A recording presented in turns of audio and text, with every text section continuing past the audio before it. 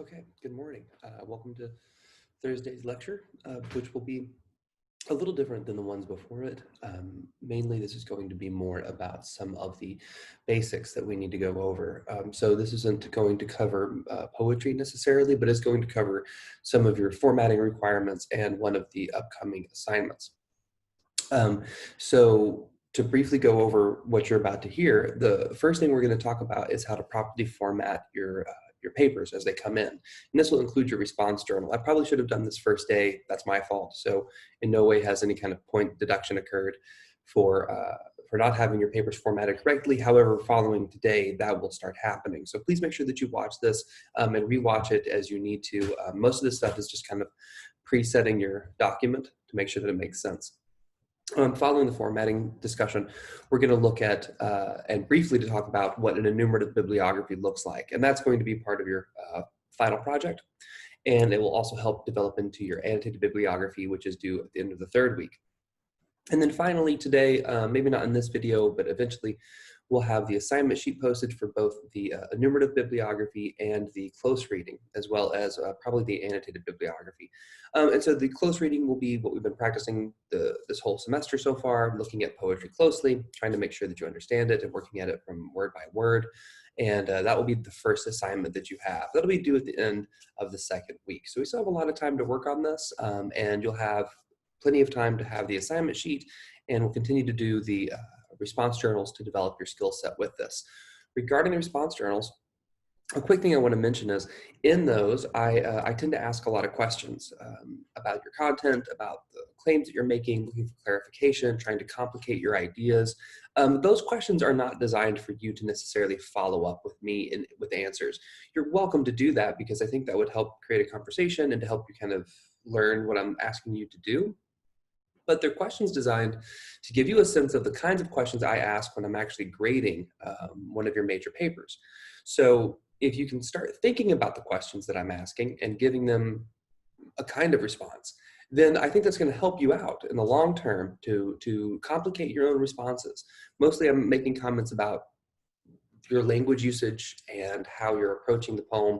So again, you're welcome to send me a follow-up comment and I will be in conversation with you about that, but you certainly don't have to. So again, I probably should have made that clear in the first day of class, and I apologize that I haven't. I'm very much trying to figure this out as I go, so hopefully that'll be helpful after today. On the note of figuring this out as I go, if you have any comments about the video content, video quality, what I'm covering, what I haven't covered, please feel free to reach out in an email. If anything would be more helpful, if you feel a little lost in any space, please let me know and I will make videos today and tomorrow to make sure that we have enough material covered that you're feeling you're getting your material covered as well. Tomorrow, Friday, will be our first work day, so there will be no content posted unless I hear from you that some content would be helpful. So tomorrow will be a work day, and I'll explain that with a new prompt. But for now, I'd like to go over some of the formatting that I need you to work with. So please follow along as I share my screen. And if you have your laptop out, which you should, otherwise, I guess you're watching this on your phone, that's fine too. But when you can, you want to make sure that you just make these sort of preset to your Microsoft Word documents, and this should then solve any problems moving forward. So I'm going to go ahead, I'm going to pause this, share the screen, and then we'll move forward. Okay, so we're going to go to a blank document here using Microsoft Word. All right, so the first thing we want to do whenever we get to our document is let's go ahead and go to Times New Roman. All right, that's the font that MLA, I think, doesn't really require it. I prefer it more than anything else. So just in terms of preference, that would be really fantastic for me. Also just shows me that you watched the video, which is really important. So we'll start with Times New Roman. We're going to be using 12-point font. Your preset, if you're in Microsoft Word, is 1-inch margins. If it's not set to that, please do so. You're going to do that in the paragraph tab up there. We're also going to go up here to format. We're going to go to paragraph. First thing before we do anything else. So our indentation should be set to 0. Our before and after point should be set to 0. And then we should go to double space. And then we're going to click OK. Should be relatively that simple. That should be the first things that we do before anything else. Another good habit to get into before you really get started with anything is to come up to here to insert, come to page number, and to move the screen. And we're going to put in page numbers as well. We're going to put them at the top of the page. All right, and we're going to put show number on the first page, top of the page and on the right, and then click OK. So that's an easy thing to do. If the page number shows up someplace else, that's fine, but just as long as it's there, preferably in the right spot, that's fantastic. That's really what we want. We're going to go back to home. We're going to set this to Times New Roman as well. That way we're being consistent. Another thing that you can do, it's not really required, but you can put your name in here as well, into the, here, set this back to Times New Roman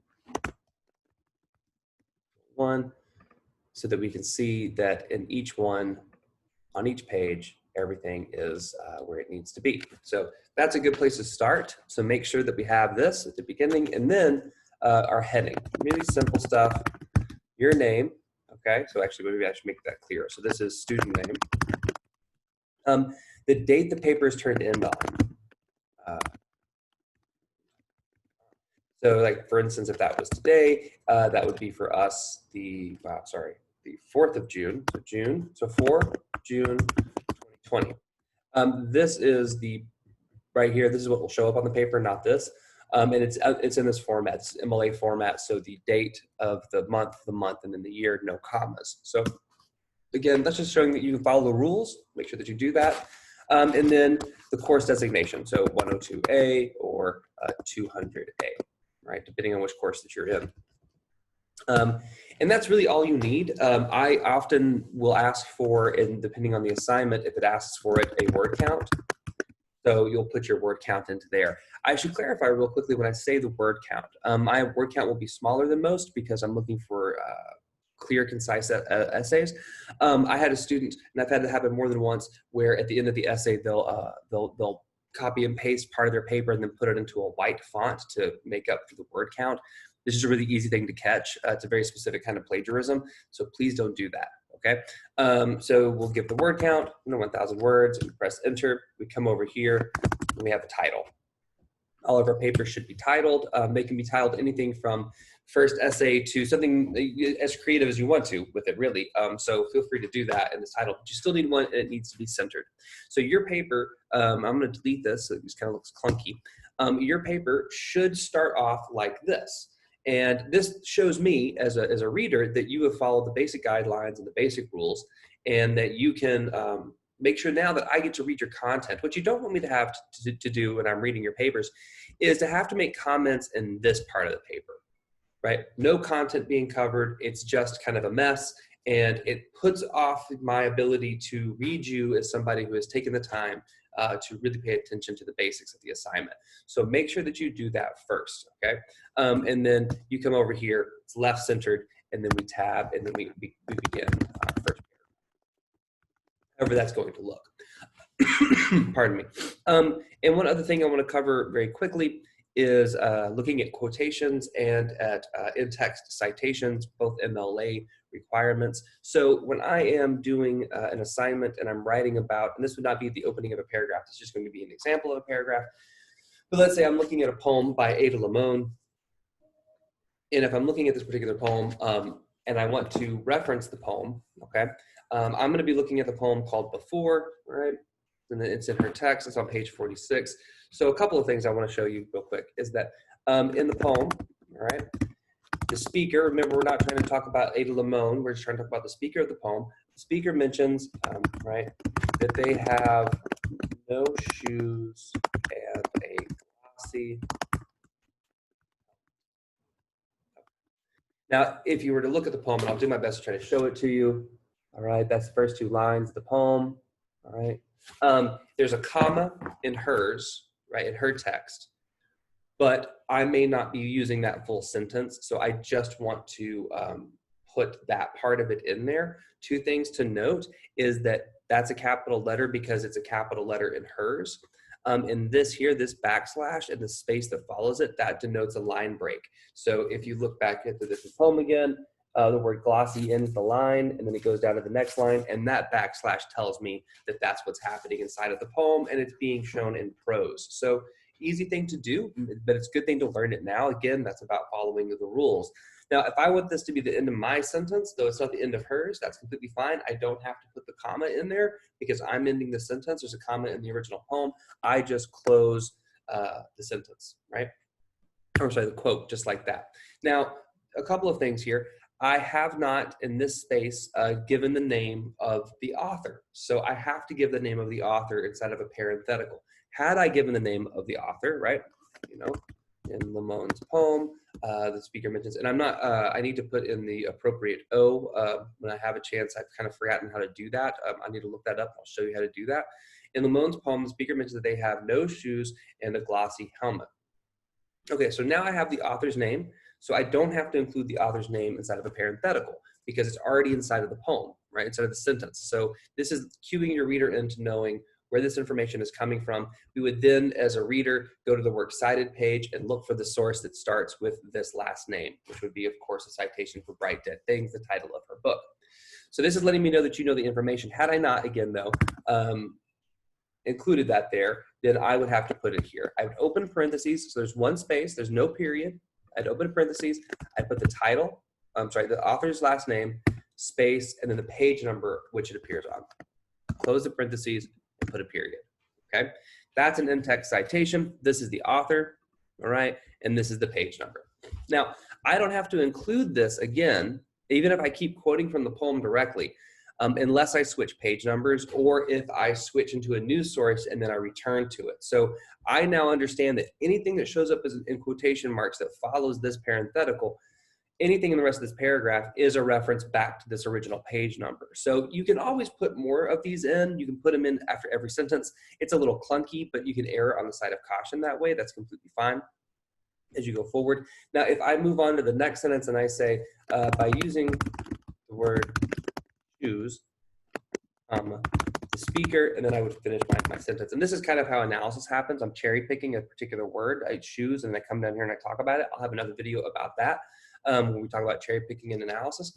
But what I want to pointing out here is that because this is not my own word, I'm using drawing attention to the word from the poem, and it comes from this particular quote, it still requires to have the quotation marks around it. But again, after I finish the sentence, I wouldn't necessarily have to have at the end of it parenthetical citation because it's coming from the same place. So generally, that's some of our formatting rules. And most importantly, those are the formatting issues that I'm seeing so far. So make sure that you watch this video. It's a little bit longer than I intended it to be. I apologize for that. But it's really basic stuff. So make sure you have your formatting done correctly. As I said, nothing has been counted against you up to this point, but as the semester moves on, if you're unwilling to follow the basic formatting rules, you just end up losing points. They could be very easily salvaged. So if you have any questions about this and want any follow-up, let me know. More videos to come about in this kind of way. And by this kind of way, I mean more practical things, making sure that you understand the basics so that you don't have to worry about that. So less content today and poetry and more about making sure that our formatting is correct, as well as your reading journal for tonight and response journal will be more covering these types of things. So I wish you luck. Please let me know if there's something else that I can provide you in terms of content, and I'll get on that. I hope that things are going well and that you're staying safe these days. So please reach out, and I'm happy to help.